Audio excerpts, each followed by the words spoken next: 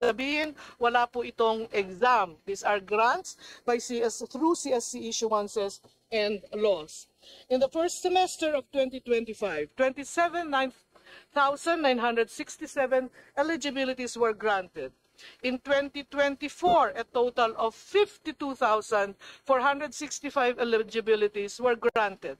A closer look at the 2025 data revealed that the largest group are the honor graduates. Dumadami na po ang ating mga honor graduates. Kaya nagkukulang na po ang nagpro-process ng honor graduates eligibility. Dati po kakaunti lang nakakakuha ng mga Latin honors or high honors. Ngayon po, I think those who came from my university, from our university, the increase has been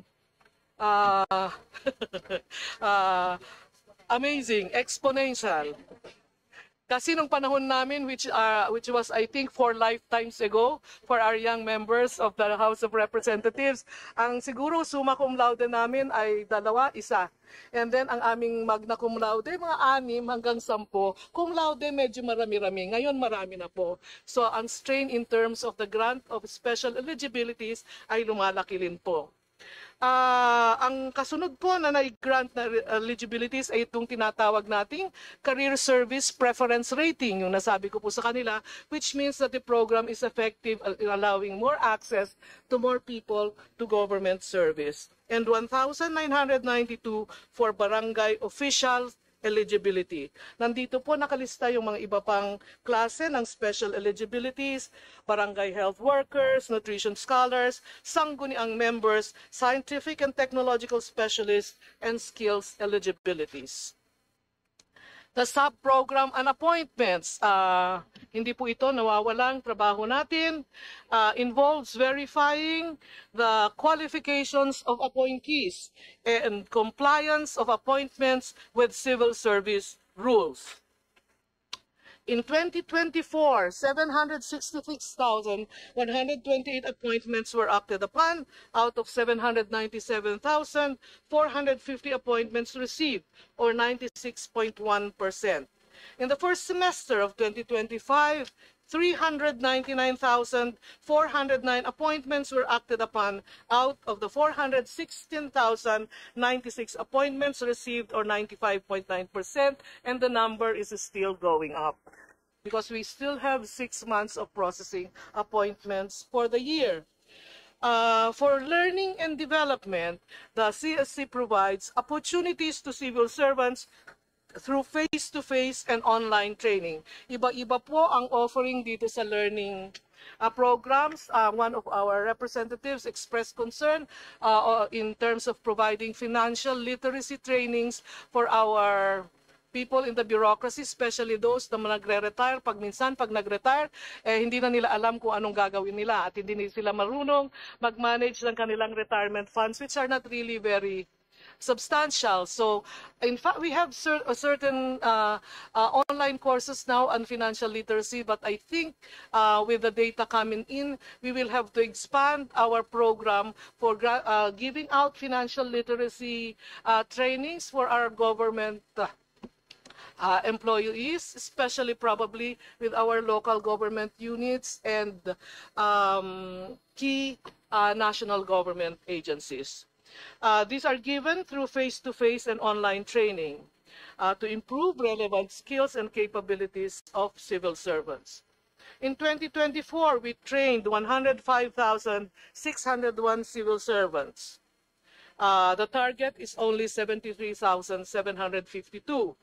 In the first semester of 2025, we trained 55,376 civil servants, or 73.8% of the annual target of 75,000, and we are still in mid-year. We hope to exceed the mark by another 20,000 before the end of the year. Through this public sector employee relations program, ito yung mga PSUs natin, or public sector unions, the CSC helps public sector organizations to be accredited as exclusive bargaining units of their agencies, and we also register their collective negotiation agreements. In the first semester of 2025, 96 collective negotiation agreements were registered, 100% within the prescribed time, exceeding the target of 85%. 88.24% of petitions for accreditation of employees' organization were processed within the prescribed period, 20 days, upon receipt of DOLE verification, surpassing the target of 80%. Ito sigurong susunod ang pinaka-interesante sa ating lahat, Administrative Justice Program. The program aims to ensure efficient and fair resolution of administrative cases in government.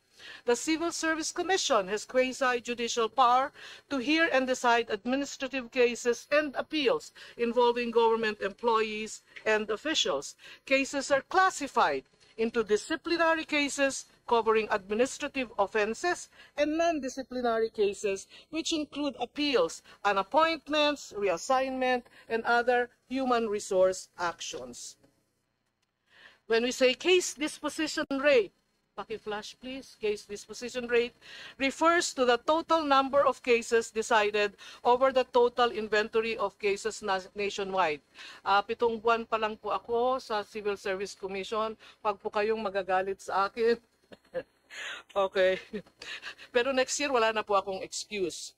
In 2024, 10,052 cases were decided out of 18,881 cases in the total inventory, or a 53.2% disposition rate. Ang target lang po namin sa PREXI ay 40%.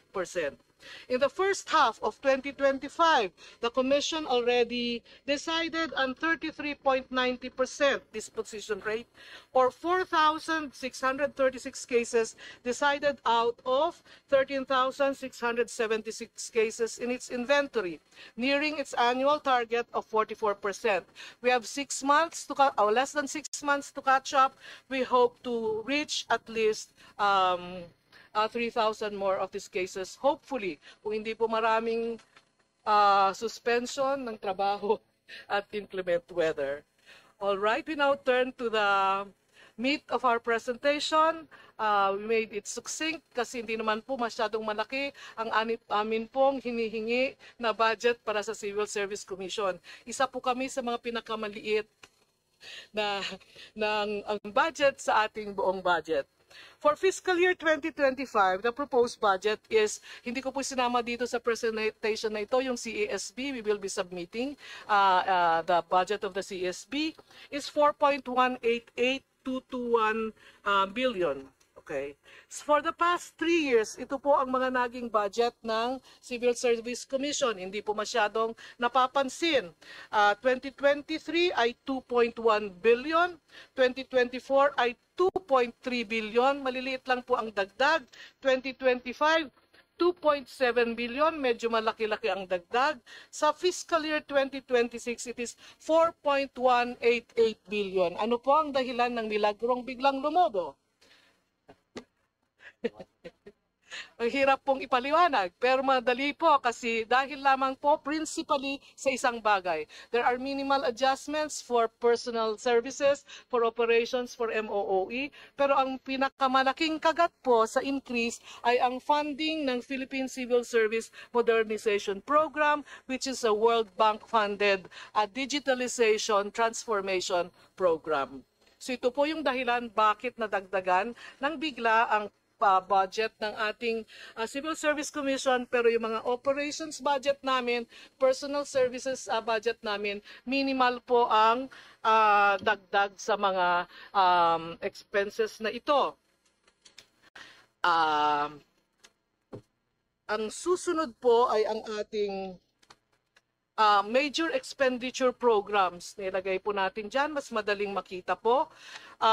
The operations received 22.94% of the budget pie of the Civil Service Commission, or 960 million, which represents 7.16 increase from 2024. Sa General Administration and Support, 24.20% of the budget pie, or 1.013 billion, from the level 2.39 increase from 2024.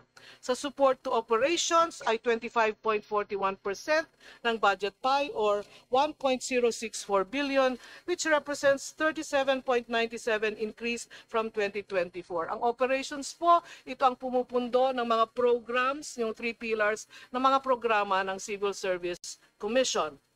Ang locally funded project, ito lang po yung kasama ang implementation ng ARTA, which has remained almost the same from 2024 to 2025.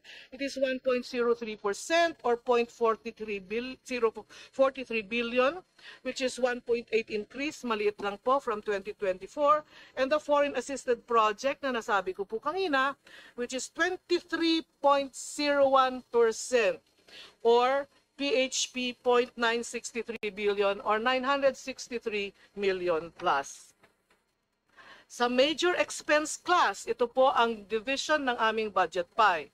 For personal services, it is 1.789 billion or 42.72% of the budget pie, up by 184 billion or 184 million po adjustments ito sa salary according to the salary standardization and other mga retirement benefits. Sa maintenance and other operating expenses, it's 1.133 billion, 27.05%, up by 441 million.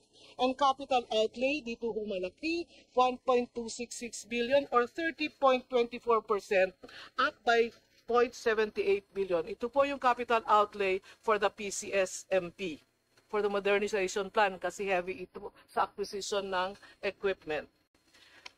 For fiscal year 2026, ito po yung summary ng proposed budget by major expense class. Kinompare lang po sa chart sa 2024 na budget.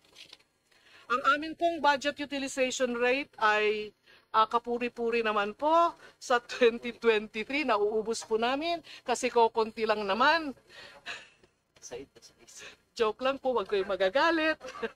99.99% kinakayod namin yung ilalim. Sa 2024, naubos po talaga 100%. As of June 2025, 46.29% na po ang aming budget utilization rate.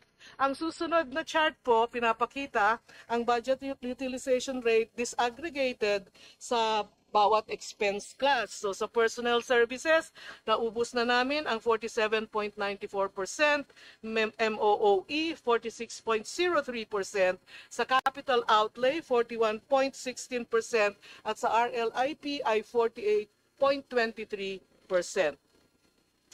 Ito na po yung kami ay magmamakaawa po sa inyo kung maaari pong hagurin ng Panginoon ang inyong mga puso, damdamin at isip.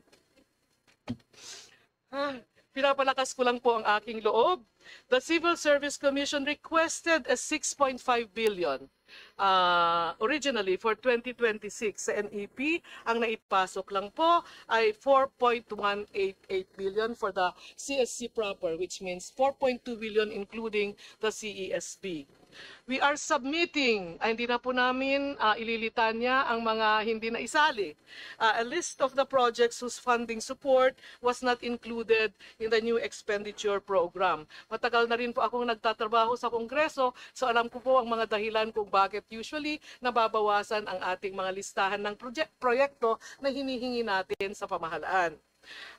We are hoping that you would consider their inclusion, all or some of them, especially that of the national rollout of the Digital Leadership Program, which supports the PCSMP, and various infrastructure initiatives in the regional and field offices. Kasi marami po sa aming mga regional field office ay nakikiamot lang po kami ng mga facilities sa regions at saka mga field offices. Marami po ang nadatnang ko na hindi natatapos. Wala pong pintuan, wala pong... Basta marami pong wala. Maganda po ang space, mahangin po. Pero sayang po kasi yung pera na naiuna nang nailagay kung hindi natin pubuuin para sa ating mga workforce sa field offices, which I believe are as important as our workforce in the central office. even as traditionally the central office has always taken the gargantuan share of the budget of the Civil Service Commission. I think especially in these times when there is a need to decentralize or spread the delivery of public services, we should, I think, strengthen regional arms